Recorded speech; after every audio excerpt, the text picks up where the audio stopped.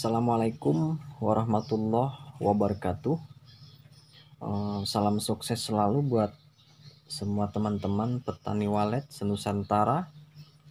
Jadi pada kesempatan video kali ini, sebelumnya saya mau mohon maaf buat teman-teman yang kemarin request minta update lagi perkembangan gedung walet kita yang menggunakan metode suara yang battle secara tidak langsung dengan gedung walet orang yang menggunakan metode tanpa suara ya.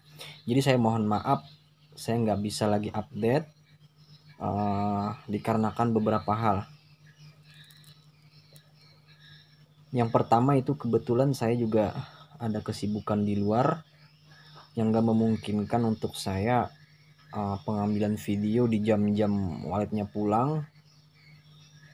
Yang kedua, saya menjaga kemungkinan adanya kesalahpahaman orang ya. Walaupun itu gedung walet punya orang luar, bukan punya orang lokal, namun tentunya di situ ada penjaganya. Terlebih lagi di situ ada CCTV-nya. Jadi kita nggak bisa ambil video dari jarak dekat ketika udah gelap. Kita nggak mungkin ambil video dari jarak jauh, nggak terlihat ya. Kalau dari yang kemarin itu kita ambil dari jarak jauh. Kalau dari jarak dekat tentunya saya nggak enak juga, takutnya orang salah paham, nanti terekam di CCTV kita sedang ambil video di gedung orang. Jadi saya putuskan untuk tidak lagi mengambil video di gedung orang tersebut. Ya mungkin kita update atau ambil video di gedung kita pribadi saja. Namun tentunya dari 2 video sebelumnya saya rasa kita sudah dapatlah mengambil kesimpulan tentang lebih efektif mana metode suara dan metode tanpa suara. Saya sudah bilang jangan tertipu dengan banyaknya jumlah burung walet yang main di gedung tanpa suara. Alasan ilmiahnya itu sebenarnya simpel dan sederhana ya. Asal mau membuka pikiran, tentunya nggak perlu berteori yang gimana-gimana. Pertama itu mengamati dari karakter burungnya sendiri pun sudah bisa dibedakan mana yang waletnya merasa nyaman dan mana yang merasa nggak nyaman, mana yang merasa aman dan mana yang merasa panik. Tentunya bisa terlihat dari karakter terbangnya ya. Itu yang pertama. Namun itu belum cukup. Yang kedua udah saya bilang kemarin, burung walet kapan sih mau bikin sarang? Siang apa malam? Tentunya nggak nentu. Ketika kebutuhan dia tercukupi, kebutuhan makan dia tercukupi, dia sudah matang, dewasa ya, sudah punya pasangan dan siap untuk berkembang biak, siap untuk bertelur, maka di masa-masa produksi perhatikan saja dari jam 9, bahkan jam 8 pun sudah ada yang balik ke gedung untuk produksi sarang ya. Sedangkan gedung walet dengan metode tanpa suara, perhatikan dan analisa saja sendiri, barangkali teman-teman juga ada yang lihat yang deket. Coba perhatikan dari pagi sampai siang gimana responnya.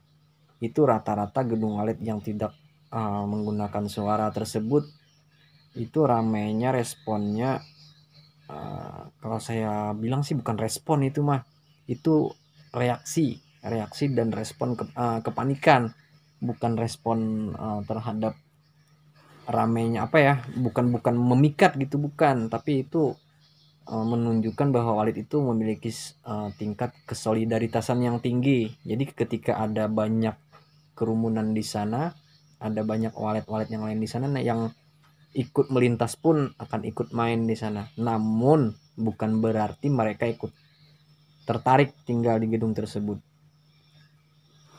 Misal di jam-jam 9 pagi, jam 10 pagi, misal ada anakan yang mau bikin sarang. Ini saya jelaskan apa ya, alasan saya secara ilmiahnya seperti ini. misal di masa-masa produksi seperti ini, seperti saat ini nih, kan masa-masa produksi nih, ada yang mau bikin sarang, ada yang mau nelur, ada yang mau ngeram. Di masa-masa produksi saat ini, kita di sini bicarainnya anakannya, bukan indukan. Tentunya kalau indukan kita tahu sendirilah gimana kesetiaannya burung walet indukan yang sudah memiliki tanggung jawab sarang. Tentunya mau seperti apapun dia akan tetap balik ke tempat asal dia. Namun untuk anakan, nah kita bicaranya anakan. Ketika jam-jam pagi dia butuh tempat untuk bikin sarang, untuk bertelur, sedangkan gedung asal dia tanpa menggunakan suara. Coba perhatikan dari pagi sampai ke siang. Dari misal ada 20 yang datang, coba perhatikan ada berapa yang berani masuk.